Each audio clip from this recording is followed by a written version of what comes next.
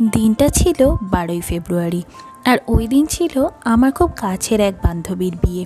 তাই সকাল সকাল রেডি হয়ে ব্যাগে কিছু মেকআপের জিনিস নিয়ে টোটোয় করে আমি পৌঁছে গিয়েছিলাম বান্ধবীর বিয়ের ভেন্যুতে।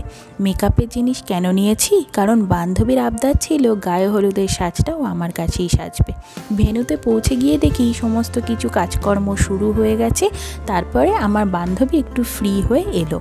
এর মধ্যে ওর শ্বশুরবাড়ির থেকে তত্ত্ব চলে আসলো। তত্ত্বের থেকে শাড়ি নিয়ে আমি ওকে ঝটপট করে সাজিয়ে দিলাম গায়ে হলুদের জন্য।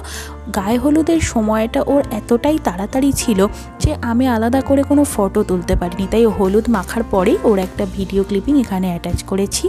তারপরে গায়ে হলুদের সমস্ত রিচুয়ালস কমপ্লিট করে আমি বসে পড়লাম খেতে। খাবারে ছিল ভাত, সবজি দিয়ে ডাল, ঝুড়ো আলু ভাজা, মাছের মাথা দিয়ে পুঁই শাক, মাছের কালিয়া আর টমেটোর চাটনি। রান্নাগুলো অপূর্ব ছিল।